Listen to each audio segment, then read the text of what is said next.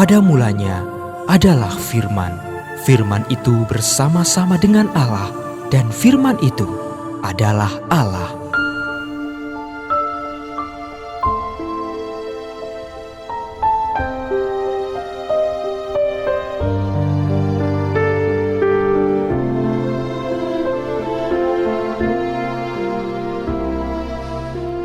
Kejadian pasal 22 ayat 1 sampai dengan 24. Kepercayaan Abraham diuji. Setelah semuanya itu Allah mencoba Abraham. Ia berfirman kepadanya, "Abraham," lalu salutnya, "Ya Tuhan." Firman-Nya, "Ambillah anakmu yang tunggal itu yang engkau kasihi, yakni Ishak.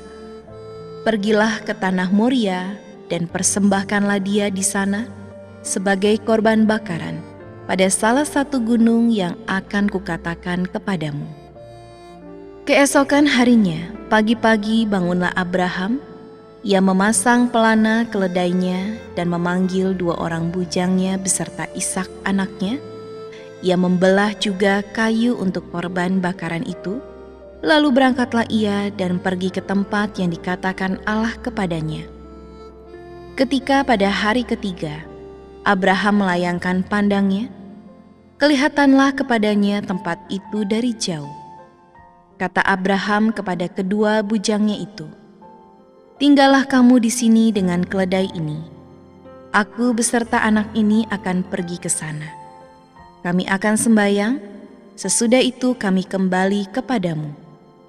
Lalu Abraham mengambil kayu untuk korban bakaran itu dan memikulkannya ke atas bahu Ishak anaknya, sedang di tangannya dibawanya api dan pisau.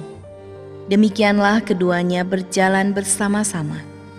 Lalu berkatalah Ishak kepada Abraham ayahnya, "Bapa," sahut Abraham, "Ya anakku." Bertanyalah ia, "Di sini sudah ada api dan kayu. Tetapi di manakah anak domba untuk korban bakaran itu?" Sahut Abraham, "Allah yang akan menyediakan anak domba untuk korban bakaran baginya, anakku."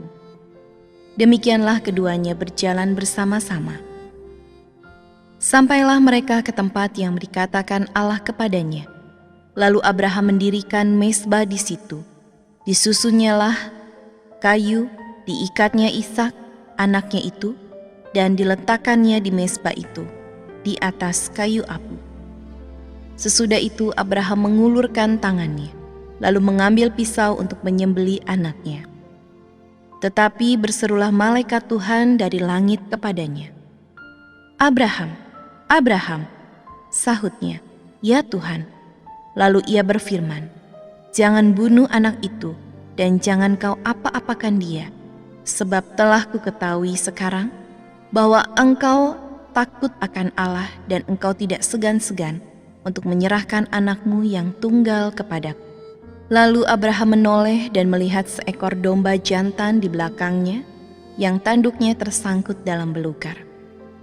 Abraham mengambil domba itu, lalu mengorbankannya sebagai korban bakaran pengganti anaknya.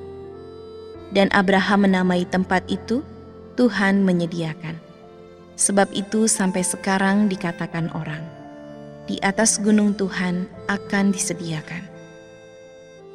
Untuk kedua kalinya berserulah malaikat Tuhan dari langit kepada Abraham, katanya, "Aku bersumpah demi diriku sendiri, demikianlah firman Tuhan, karena engkau telah berbuat demikian, dan engkau tidak segan-segan untuk menyerahkan anakmu yang tunggal kepadaku, maka aku akan memberkati engkau berlimpah-limpah dan membuat keturunanmu sangat banyak, seperti bintang di langit dan seperti pasir di tepi laut, dan keturunanmu itu akan menduduki kota-kota musuhnya.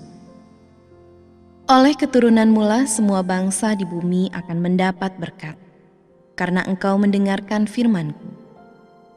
Kemudian kembalilah Abraham kepada kedua bujangnya, dan mereka bersama-sama berangkat ke Beersheba, dan Abraham tinggallah di Beersheba. Keturunan Nahor. Sesudah itu Abraham mendapat kabar, Juga Milka telah melahirkan anak lelaki bagi Nahor saudaramu.